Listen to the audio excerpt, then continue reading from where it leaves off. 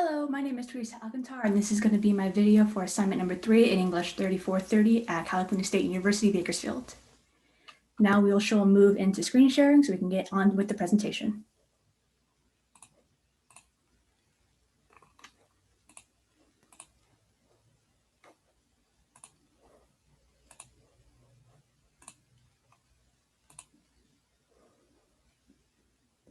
So my presentation today is going to be about the characteristics of the anti-hero found in Hemingway's The Sun Also Rises and Virgil's The Aeneid. Now, the anti-hero is a protagonist that lacks the conventional qualities of a hero, such as courage, morality, conviction, but this does not make them a villain or an antagonist. Instead, it just means that they perform morally correct actions done through seemingly altered moral standings or their self-interests, defying the normal ethical codes a traditional hero would follow. Now, the anti-hero within The Sun Also Rises in the Aeneid. The archetype of the anti-hero can be seen in both The Sun Also Rises and the Aeneid, albeit different means and through different characters and different intensities. In the Aeneid, Aeneas is presented as an epic hero, yet he still struggles to live up to that title, making him a sort of subtle anti-hero. Aeneas struggles with his duty to find a new home for the Trojan people and build the Roman Empire, and he has a hard time struggling with those expectations. In The Sun Also Rises, all the characters can somewhat be explained as an anti-hero, although in different degrees. Jake, Brett, Cone, and Mike are all act based on their own self-interests at times, and this has an effect on the other characters and their own moral actions. Now, the Aeneid is very important to Roman identity. The Aeneid was Virgil's attempt to make an epic poem that rivaled that of the Greek tradition, such as the Odyssey and the Iliad. This also provided a sense of national identity for the Roman people. It gave them a link to their cultural identity that was a powerful ancestor, such as the Trojans, which they were already aware of because of the stories such as the Aeneid and the Iliad and the Odyssey. Aeneas as a character was also meant to be a model for Augustus the Great, who was the ruler of Rome at the time. This was meant to provide a basis of greatness for Augustus, showing that he's descended from a great line of heroes. There are critics that argue that the Aeneid can be read in multiple different facets. One is it can be read as a piece of anti-Augustan writing or pro-Augustan, meaning that it could have been used to glorify Augustus's reign or critique it, which is what I see in my own personal beliefs. Now, Aeneid's anti-heroism is very subtle. In general, he's presented as a pious hero dedicated to fulfill his destiny against all odds, similar to that of Odysseus in the Odyssey. However, he's unable to maintain that dedication for the entire duration of the epic. When Aeneas goes down to visit his father in the underworld, his father tells him to spare Turnus' life when they fight at the eventual end. And even though Aeneas is going to do that, once he sees that Turnus has the belt of Pallas as a trophy around him, he is overcome by rage and kills the man. This breaks his epic hero trope because he breaks his promise to his father and also takes the life of a man that he was not obligated to take, which is unlike Odysseus, since Odysseus is explicitly told to kill the suitors, and Aeneas was told explicitly to spare his life. So he breaks from the hero tradition in that sense, where he disobeyed that aspect of what he was meant to do as the hero. His dedication to also fulfill his destiny falters at times. While he is destined to go to Italy and found Rome, he gets sidetracked along the way. Primarily in Carthage with Dido, where he spends a lot of time, his fate is sent to the back burner, and it takes his destiny takes a long time to come to fruition, and it eventually just stalls his fate for quite a while until he's called back to it. It takes an outside force to call him back to his destiny, and it isn't something that he will do himself. And it really, in my belief, it isn't until Aeneas goes into the underworld to see his father and to see the lineage that will eventually come and rule over Rome that he really takes his destiny like really hits him. He's like, this is my path, this is my future, this is what I'm going to found, so I really got to stick with this now. And here we have an image of Aeneas killing Turnus, exact event that he was not told to do. This is something that he did of his own volition, kind of breaking from that hero archetype. And here he is seeing his eventual lineage down in the underworld with his father Anchises. And if you see here in the dark figure is Dido. She's kind of looking on, shrouded in black because she killed herself and was very distraught and angry with Aeneas. The Aeneid can also be seen as a critique of Augustus. Aeneas is meant to be the model of Augustus, and some argue that Augustus is a second Aeneas, recalling the mythic and divine origins, which would provide the ultimate source of Augustus' identity, making him this ultimate power, this great ruler of Rome. And some critics then call the Aeneid an Augustan, which is an epic that's created to glorify him. However, in my reading and understanding and different sources I have read, the Aeneid could also be seen as a critique of Augustus. Aeneid does appear to be a hero, but he's a reluctant hero. He struggles to balance mercy and justice, and he's unable to live up to the behavior expected of a good Roman leader, which is an amazing quote I found within a TED Ed video on YouTube, which just explains that even though he's meant to be a hero, he struggles, and it's very hard for him to live up to that archetype of being a good Roman leader should be. There's also subtle imagery that might question Augustus's reign, because as Augustus is meant to be represented within Aeneas, there's a scene while in the underworld when Aeneas is going to leave the underworld. There are two gates, and instead of leaving through the one that is full of truth, he leaves through the ivory gate of false dreams and past deluded lies, meaning that like this could be a subtle jab that Augustus isn't the strongest ruler. He's someone that really struggles. There's false dreams and aspirations towards his reign, and this could be Virgil's way of subtly dissing Augustus and his rule, because instead of choosing the gate of truths, Aeneas travels through the gate of lies. And then here we have Aeneas traveling through the ivory gate of lies. Now, in The Sun Also Rises, masculinity, the character's masculinity is closely related to their anti-heroism.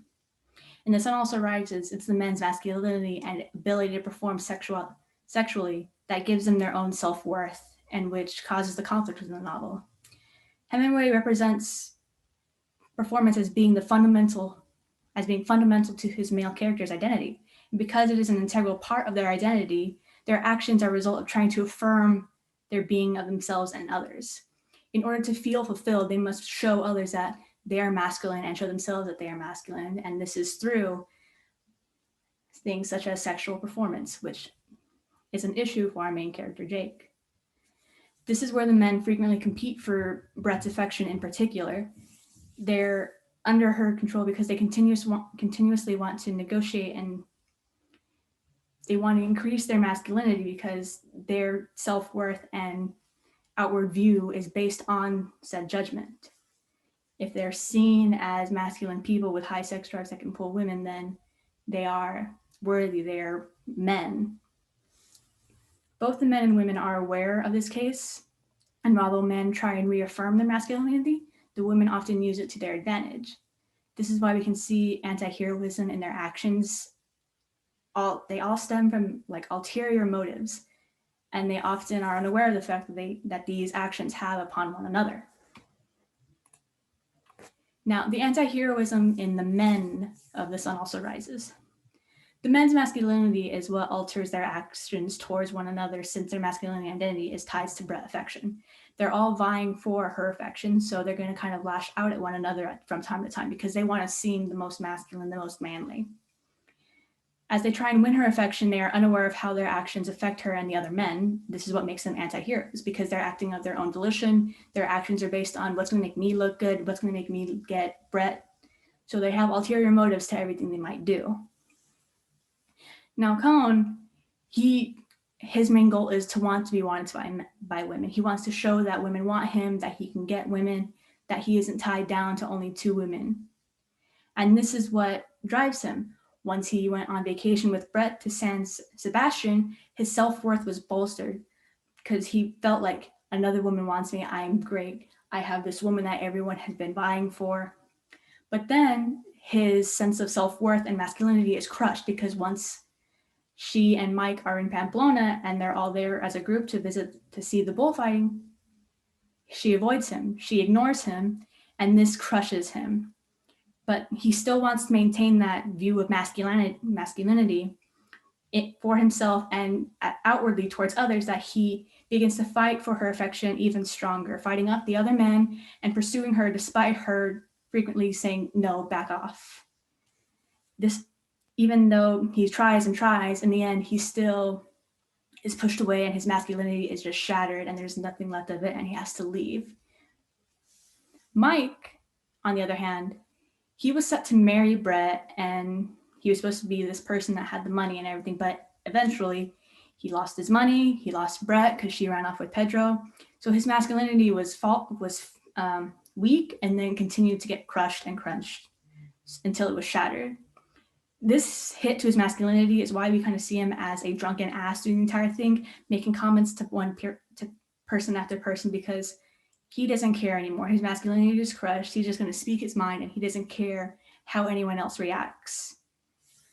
And this only worsens when Brett leaves, because that's just the final blow to his masculinity and his self-worth, because then his actions are just worse and making him an even closer anti-hero, because nothing he says is positive. Everything he says is negative. Everything has ulterior motives, because he tries to push people away from Brett. Maybe he'll get Brett back, or push people away from him or others around them, which is very toxic in retrospect.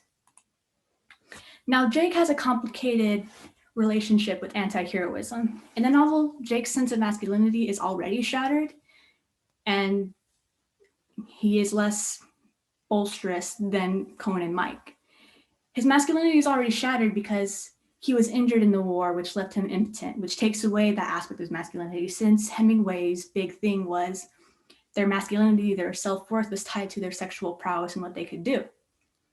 But this doesn't make him an explicit anti-hero who's bitter and crazy and anything. But he also isn't a hero. He walks a fine line. Since he's impotent, his masculinity is damaged. However, he doesn't use Brett's affection to prove it like the other men do. Specifically, he doesn't try and make it seem like he's better than he is or more masculine than he is. His masculinity only continues to get damaged with Brett because he knows that he can't receive the same affection from her that he desires. Although he still desires that connection, he's fully aware that they both want more than what they can have at the time being. They want more than just a friendship. They want a real relationship. But this wreaks havoc on the both of them, because they cannot have what they really want. Here's where his more anti-hero tendencies come from, because he's fully aware that he cannot give Brett what she wants. He cannot give her that sexual fulfillment that she desires and what she chases frequently. He wants to keep her close while fully aware that it's a seemingly one-way type of lovemaking, whereas he's receiving some kind of fulfillment while Brett's only getting pulled along for a while. It's kind of a back and forth teasing where the only person enjoying the teasing is Jake. So this is a kind of way he's an anti-hero, because he keeps her along. He wants to have that fulfillment for his own personal desires and not for the sake of Brett, because this is one-sided, because Brett is getting nothing out of it. She's just getting more frustration because she really wished she could be with Jake, but she cannot because he can't give her what she wants. And then here's a still of the movie that was 1957, I believe, and you see that even in the characters themselves in the movie, that this glance is a very loving glance, which is something that they really couldn't share. Now, anti-heroism in the women of Sun also rises. So particularly Brett. While the men are affected and act based on their sense of masculinity, Brett, being fully aware of this, makes of their self-worth and everything, and takes said sense of masculinity and uses it to assert her own power over them, because she understands that the way that they're increasing their masculinity for themselves and for others is through her affection. When Brett asserts her power over the men, it's more nefarious with Cone and Mike because she wants something out of them. So she's going to use them and have them for her own desires. And then once she's fulfilled, when she can't take any more, she's going to toss them away and not look at them anymore. And unless they have something else to offer, she's not going to go back. There's nothing else for them to give her. So this is very anti-hero because she's acting based on her own desires. She's doing things because she wants to do them and not because she feels like these are good people that she could be with. With Jake, it's a different situation. She's not very nefarious, but she still uses her feminine power and influence on him. She often plays with his emotions, just like Jake kind of plays with hers, because she has statements such as in the end of the novel where she says, "We could have had such a damn time together." So she's also continuing to string Jake along, but in doing so, she also reveals that unlike the other men in her life, she couldn't let go of Jake the same way that she could with the other men. She's still trying to hang on, yet she can't. So it's a back and forth between her and Jake where they're both trying to stay together, but also know that they're not good together, but then coming back together because they know they can get something out of it. Anti-heroism in both works is very complicated because it's neither outright nor is it's neither outright hero or anti-hero because they're complicated characters. So they walk a fine line between hero and anti-hero. At first glance, Aeneas appears to be a clear-cut hero, but upon further investigation, he struggles to align with that definition completely. He struggles a lot. He struggles with his devotion to his destiny, and there's imagery that questions his ability to rule, like him passing through the gates of deluded lies. Like, is that a indicator that he will have a rule full of lies or deception, so on and so forth. Now, Jake also walks this thin line between hero and anti-hero, being neither both or one, because he's so in the middle. He's not particularly good, he's not particularly bad, he's just someone that aligns in the middle. His masculinity, his sense of identity is already wounded, and it can't get any better, yet he still chooses to keep Brett around and have that sense of masculine fulfillment, even though he knows it's not good for either of them. Specifically, Brett, because even though he might be getting a sense of satisfaction in some of these interactions, she has none because what she really wants, he can't give her. Both characters have anti-hero tendencies, but neither are full one way or the other. They struggle in their respective stories, all of which stem from the loss they suffered.